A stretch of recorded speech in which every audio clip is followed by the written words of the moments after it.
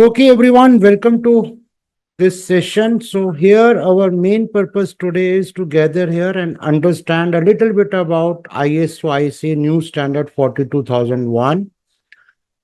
We are going to look into the journey from strategy to execution. So, basically, we need to understand that there is a new focus on AI management. Many organizations have started using AI for their operational enhancement, for productivity enhancement. However, today we are not going to discuss the standard clause by clause. What we are going to look into is the journey for the implementation of the standard in our day-to-day work. So here the main focus would be on governance, but the only governance will not make it happen. Eventually, the governance part will come from the top management with the right kind of framework, and then somebody needs to handle the execution as a project. So ISO IEC is the first global AI management system standard, which was introduced very recently in the year 2023. So it includes the requirement for an organization to start with defining the scope of the AIMS, then identifying different roles, responsibilities, and authorities. Risk management, especially related to the AI impact risk, is at the heart of this management system. So the management system also requires that once we do the risk assessment, we should treat the risk by looking into certain controls. And from the auditing perspective, from the certification perspective, evidences need to be maintained. So AIMS is an auditable standard or an auditable management system. As such, any organization who implements an artificial intelligence management system can always get the management system audited by an established certification body and get itself certified also.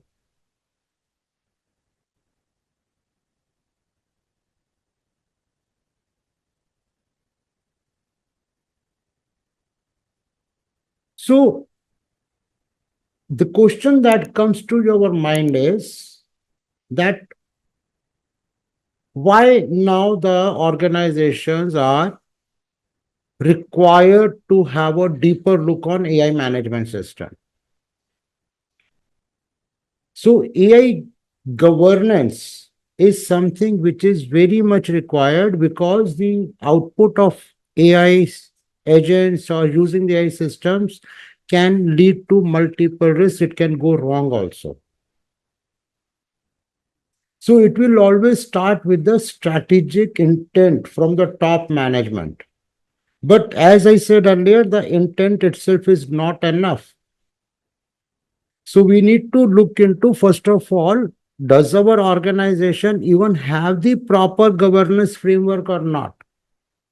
So then we look into the requirements of the standard and sit with the leadership team.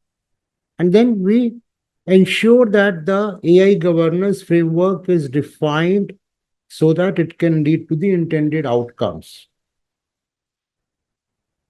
So the management system, AI management system based on ISO 42001 will actually become a backbone for responsible AI. When we talk about the responsible AI, we are talking about that the output of the AI is not going to lead to any harm to anyone. So here the execution will start from converting the strategy into actual practical controls and maintaining the evidence.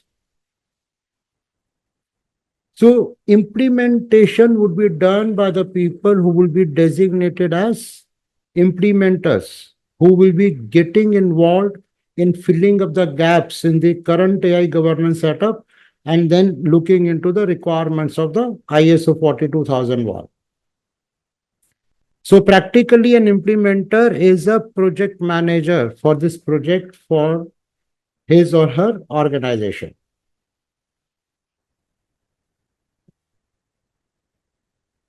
So when we look at the AI governance has actually moved from just from the statements to the proof of control. Without a proof, without an evidence, the governance framework is nothing more than a piece of paper lying somewhere either on the website or in some manual. So now today the shift is clearly visible across the board oversight, including the need to comply with regulations, even at the level of procurement, providing assurance, covering the delivery teams. So every board now mandates the value, the risk appetite, and the accountability for their actions. But when the system will be audited, the board members will have to provide an evidence of their responsibility and their accountability. Then there is an increasing regulatory pressure. There are many countries who have already started coming out with regulations related to the use of AI, especially when it comes to the privacy data, which can impact human beings.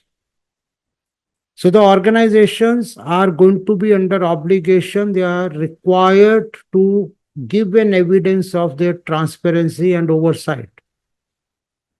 Now, when an organization actually implements an AIMS, it is getting an intangible benefit from its customers. It leads to customer assurance. It helps in building the trust, indicates to the customer that the organization is having a reliable AIMS with a responsible use. So eventually the execution on the use of AI would be done by the delivery team. May I request everyone to be on mute? So AI models, data collection, or getting the solutions from the vendors, even when if any incident happens, how to record and report the incident, all that is part of the requirements of ISO IEC 42001. So as a lead implementer, we will be working and coordinating across the organization. It is not a standalone responsibility. So as an organization, the organization has to prove that the controls are in place along with the evidences. So as an implementer, we will be coordinating on one side with the top management, on the other side at the delivery teams.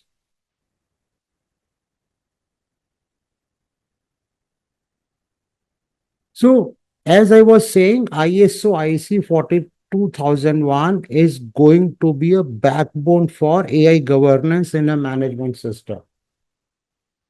So when we undergo this lead implementer course, we would understand how to build this loop into the governance rules.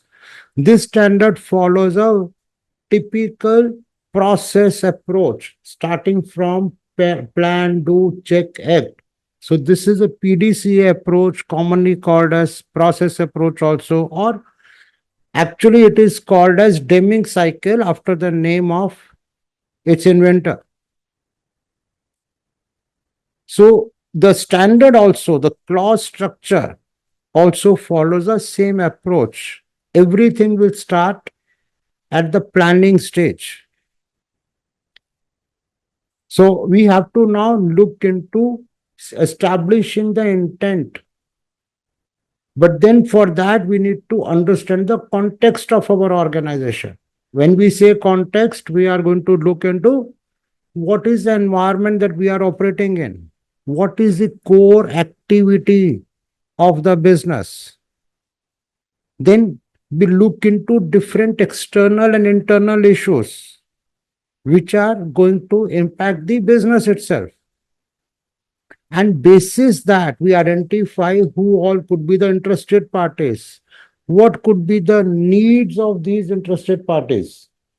What are their expectations? Now, the needs and expectations of the interested parties need not always be documented. Sometimes these are stated, sometimes these are just implied. So as an implementer, we need to go beyond the documented needs and expectations of the interested parties. So once we get that clarity, then we decide on the scope of the AIMS. So what all are we going to include? So basically defining the extent and the boundaries of AIMS when we define the scope. Now, as per the standard, scope needs to be available as a documented information. So this needs to be defined and agreed upon by the top management, indicating what locations, what processes, what activities would become part of AI management system. As such, the governance starts at this stage itself. Then the organization also has to set its own AI objectives. There has to be a clarity. What are we going to achieve when we are going to implement the IMS? And the objectives are required to be, as far as practicable, measurable. General objectives or generic objectives usually do not get fulfilled. So, next step would be the do phase, wherein whatever we have planned, now we are going to execute. Now, to go to the do phase, as an implementer, we will have to ensure that the organization has established a definite set of policies, starting with AI policy, then the policies for different other uh, relevant topics.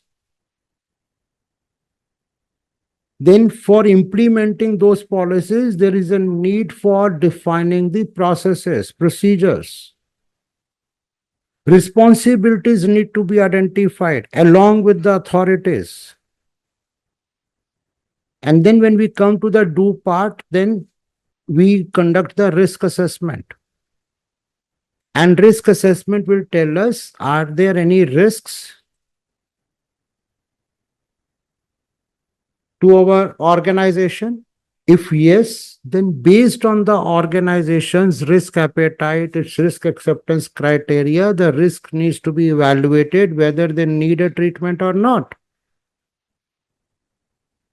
So then the treatments need to be planned, and eventually the treatments of the risk needs to be executed, to be implemented.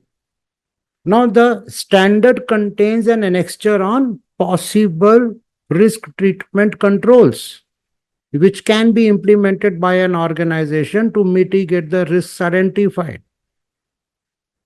So now by the time we go to the do phase, we have a definite set of policies with defined responsibilities, risk assessment process duly defined and executed, risk treatment plans are being developed, and then the risk treatments are done based on the controls chosen.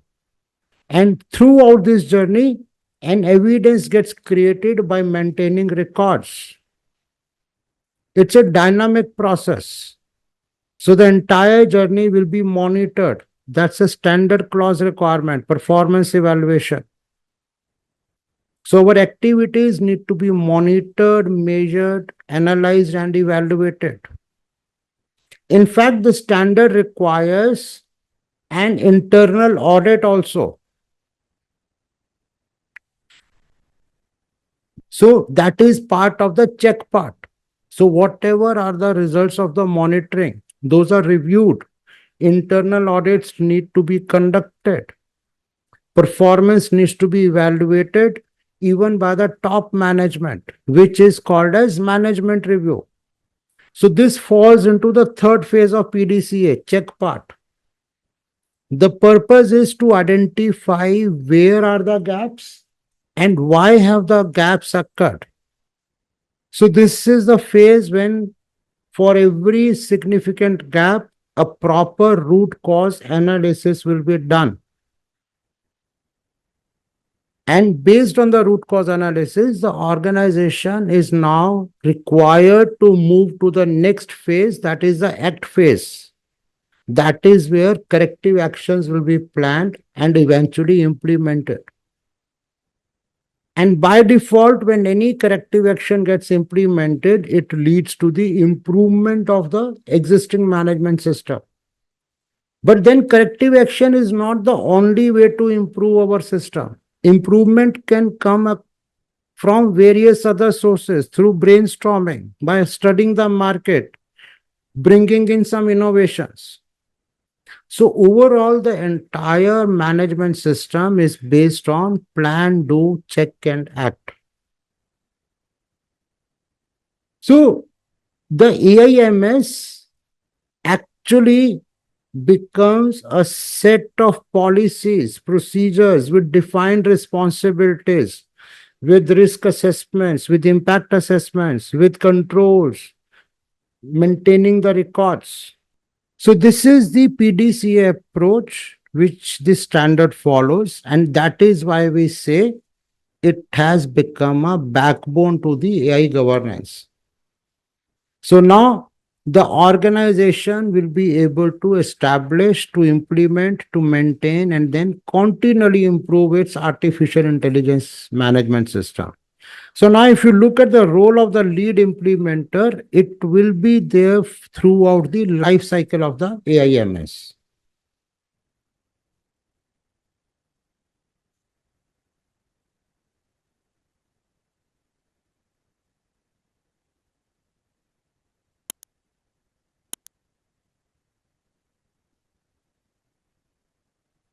So as I was saying, that we have to conduct a gap analysis, and we should ask our audience. Our audience means our organization, our vendors. We should take their inputs and ask them to do a self assessment.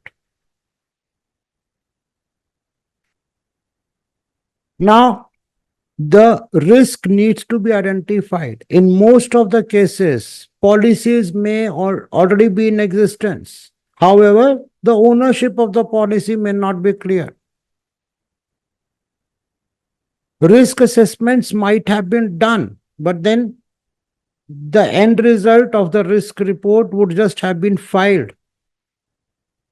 The treatment of the risk, you may not get much evidence, or at least not properly or systematically managed.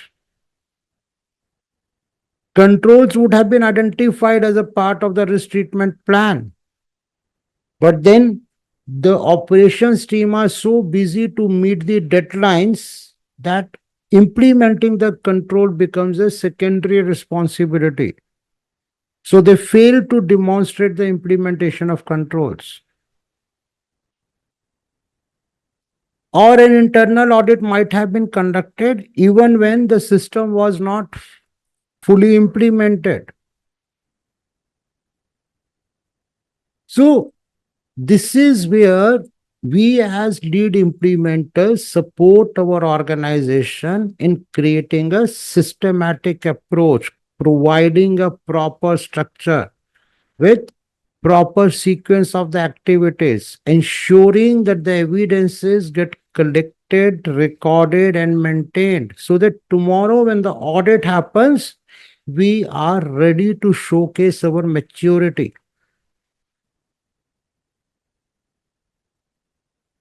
So we should ensure that the organization's existing AI management system, if at all any, should actually be refined to meet the requirements of the standard ISO 42001.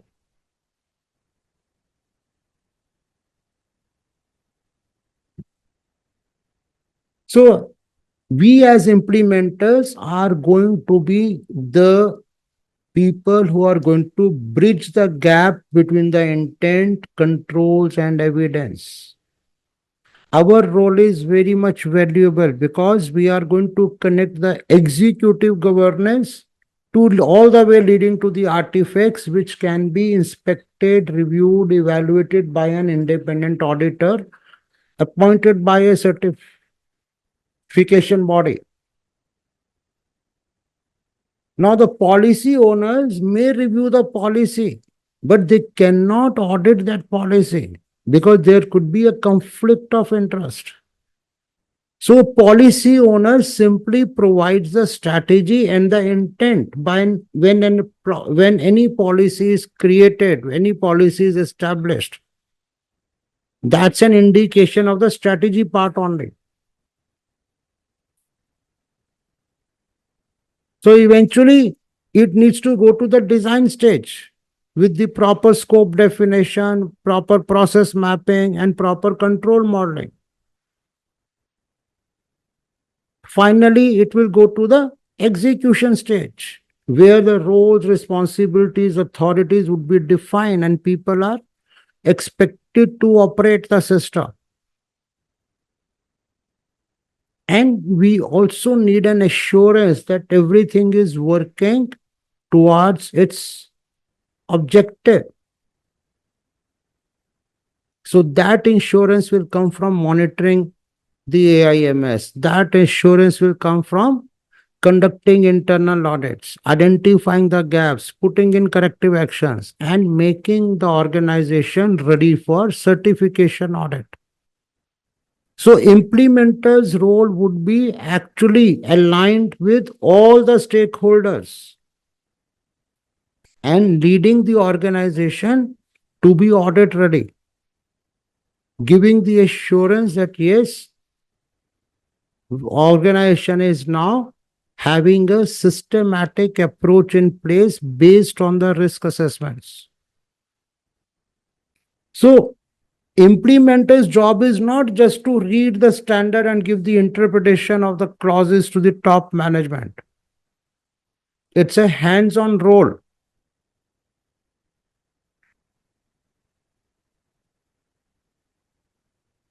So on one side, there would be a team which is the top management who has the primary responsibility for governance, who will be held accountable, who will have the decision-making authorities. There could be another set of team which is dealing with the risk. So their job is to conduct the AI risk and AI impact assessments. Then there would be the operational team who would be looking into implementation of the controls for mitigating those risks, dealing with the suppliers, managing the life cycles.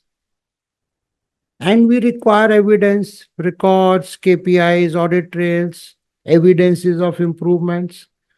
Now, in most of the organizations, all these activities are being conducted but in silos, disconnected from each other.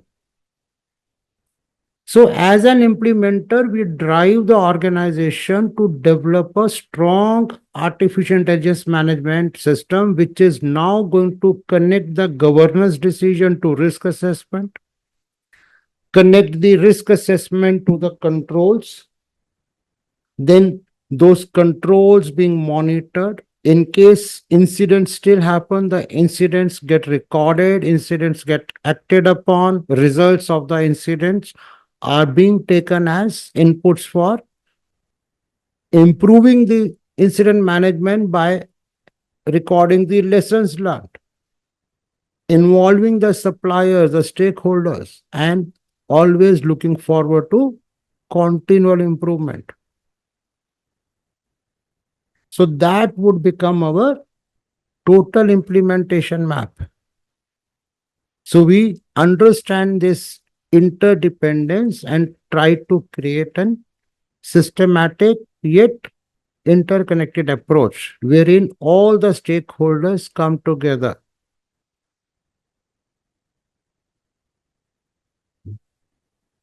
So now most of the time when we talk about ISO 40001, it is taken that this is now going to be a new management system, which means as an organization, we will have to start from zero. Sometimes we have this fear in our mind that we are not aware of artificial intelligence, even fundamental concepts. So how are we going to do it? First and foremost, we need to understand that there is a difference between artificial intelligence and artificial intelligence management system. The standard is not about the technical aspects of AI. Standard is not about generating the algorithms for AI use. Standard is not about learning the machine learning processes. The standard is about having a management system which will connect the governance to the execution, leading to the evidences which can be evaluated and the organization can get certified. So we don't have to start from zero. This is a management system similar to other management systems. So you can start with looking into what your organization has already established. If you are already ISO 27001 certified organization, that means you already have the information security policy in place. That means you already have the information security objectives in place. That means you already have a well-defined risk assessment process, a risk treatment process. Now, all you need to do is extend that management system from the AI perspective. So you can extend your information security risk assessment to include AI risk assessment. Add AI impact assessment to that. So in the policy of information security, you can get the context of AI policy added. So we do not have to invent the wheel again. We don't have to restart, or we don't have to start from zero. Now, similarly, if your organization is already certified on quality management system, which again means your organization has declared its intent, it has a quality policy, it has created quality objectives, it has a documented quality risk assessment process, quality risk treatment process, it has a process for internal auditing, it actually covers the management reviews at planned intervals. So now this can be extended to AI management system. So what quality will you be needing in your processes around AI activities? That can be enhanced by using the existing quality processes. So your 9001 can also get extended to include AI management system. So as an implementer, it will be really good to understand what all is already existing. Then instead of starting from scratch, we will take the advantage of that. And we will just look at filling the AI specific gaps.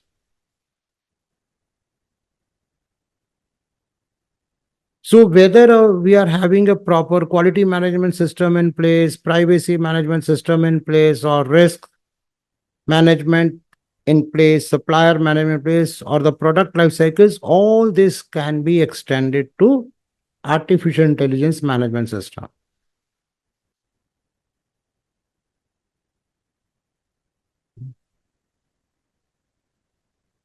So overall, we have to define the project timelines. It is not going to happen overnight and it cannot take years. So if you are starting today in your organization, if you are going to implement AIMS, you can create a very credible ISO 42000 program for 90 days implementation sprint.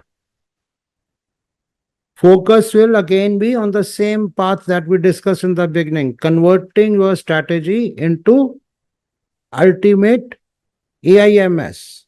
And this is doable over 90 days because once you get the commitment from the top management, you get the commitment not only for just issuing a policy or giving the intent, the management commitment also includes in defining the objectives and in providing the resources required.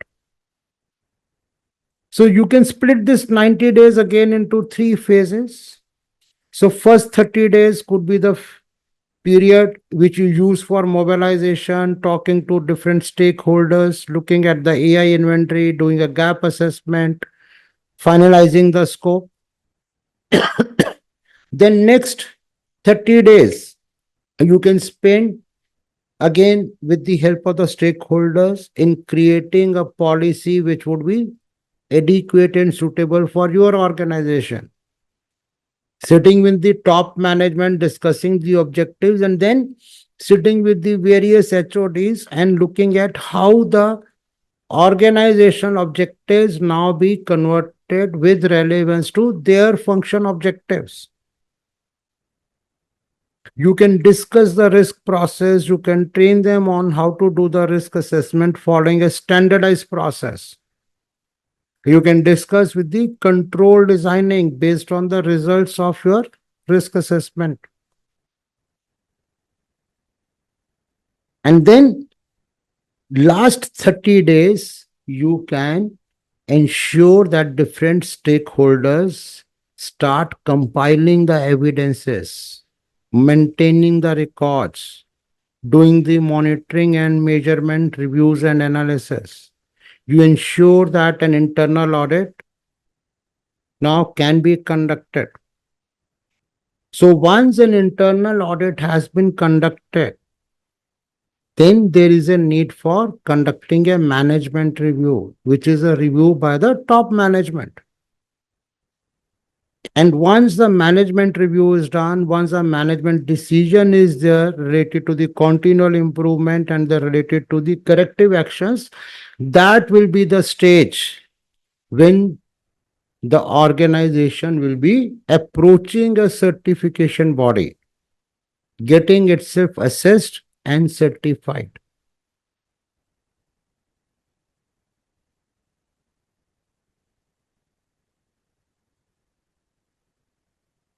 So in our training program, we would be learning the entire sequence.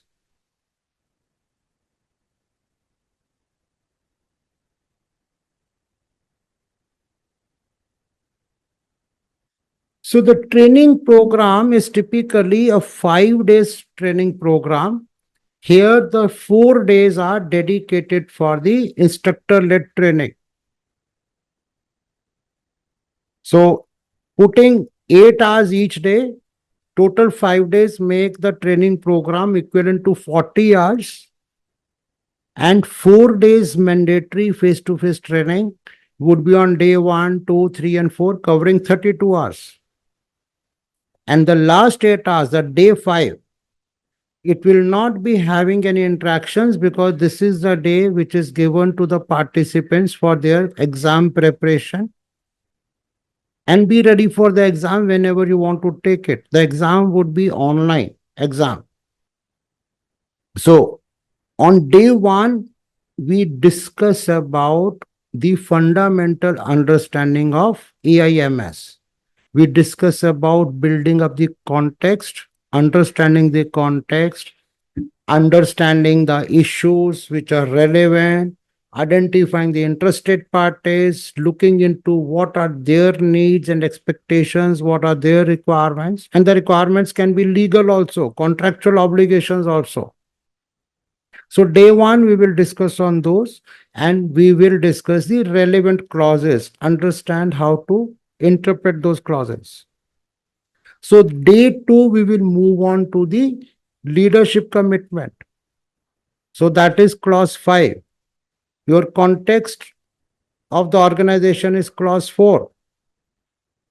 So now the leadership commitment, need for creating an AI policy, need for defining the objectives, need for assigning the roles, responsibilities, and authorities.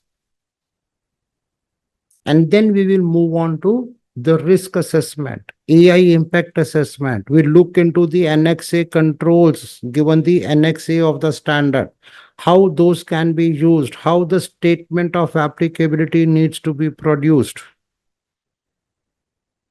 And then on day 4, we will discuss about performance evaluation, including internal audits, including the need for improvement, including the understanding on non-conformities and the need for taking corrective actions. And as I said, day 5 is dedicated for your exam preparation and exam. So you can take your exam as per your own convenience. So practically 32 hours of faculty-led training will be committed, and the fifth day would be for your preparation. And if you have any queries, those would be dealt with by the faculty.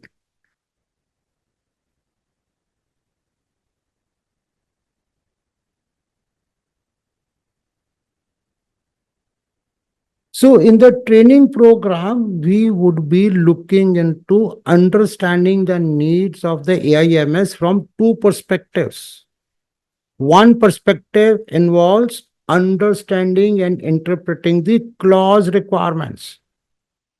And the second, and that is the knowledge part. Second part is the skill development part.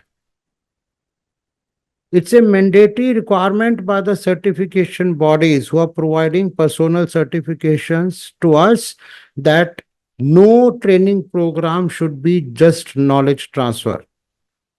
Every such certification program is to be a mix of in a 40-60 ratio of knowledge transfer and skill development. So which means not only we are going to interpret the clauses, understand what are the requirements of the standard for an organization seeking certification, but then also we would be looking into sample artifacts. For example, we'll be looking into a sample AI policy. We'll be looking into sample objectives. We'll be looking into a sample risk assessment process. We'll be looking into how the internal audit is to be conducted, how the evidences are to be collected. So for this purpose, there will be a case study. And throughout the training program, there would be many exercises or activities which the participants have to undergo mandatorily. And when you do those activities, you get involved into those exercises. Some could be group activities, some could be individual activities. That is how we learn how to develop our skills. So once this course is over, you will have a clarity on the AIMS scope and the governance map. You would have the clarity and some skill to do the AI risk assessment and impact assessment.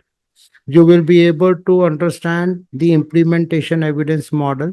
You will be able to understand how you can make your organization audit ready. So you will become a bridge with your top management.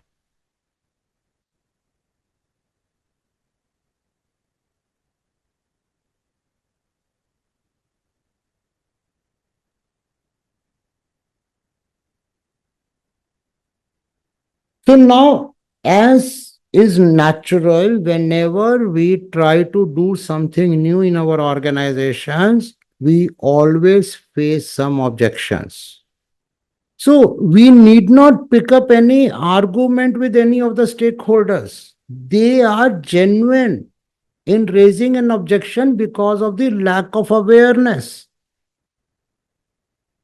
So we listen to them, we understand where they are coming from, and then we reply them back by telling them the benefits of AIMS. So if they object, what is the need for the AIMS when we are already having the AI policies? Fine, you have the policies. But then after that, what is happening? Are those policies being implemented on ground? Have the processes, procedures been defined?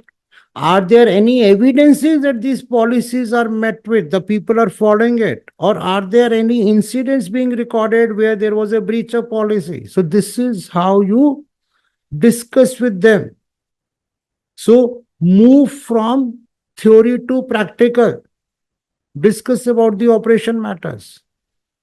Another common objection which the management or the other stakeholders come up with is we already have ISO 27001.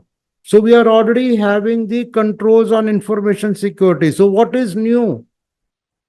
The only difference we see is earlier we were having some manual tasks, collecting the information, and now we have passed it on to an AI agent. The information still remains the same, the way we are handling it. Only thing is we are getting better productivity. And we are still having the information security controls in place. So this is again where you listen to them and now you tell them that this is a very good thing. And this is going to be a foundation for AIMS. It is easily extendable, making our AIMS more robust, more strong. So we will have additional controls. We'll be able to meet additional regulations, be compliant. So now you can tell them that as a part of your information security risk assessment, now you include AI risk assessment. That is going to enhance your own ISO 27001 itself. So now, even if the organization is planning to go for a certification at a later stage, but please discuss with them and make them understand that without proper implementation, certification may not be favorable. Because when the auditors will come, they would be looking at evidences. And evidences cannot be scattered. There has to be a systematic approach from governance to implementation to monitoring and collecting the evidences.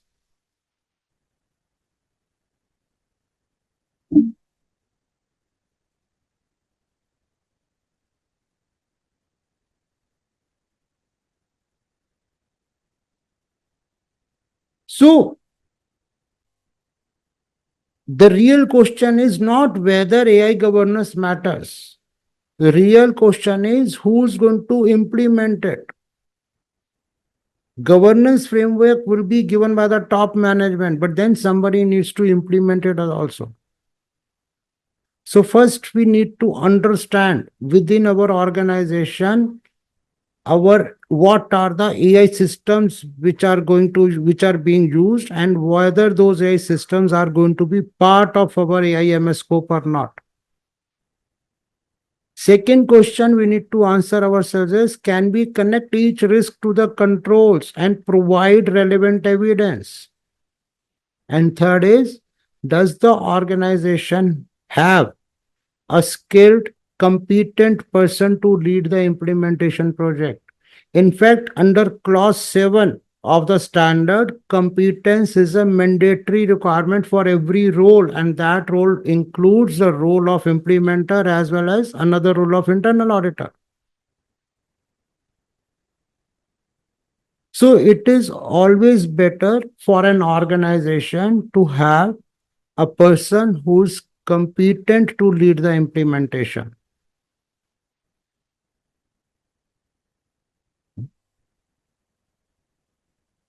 So we look forward to your joining our upcoming courses on ISO IC 42001 Lead Implementer certification program. This would definitely help you not only at the personal level, but also in your career growth, and it will help your organizations also.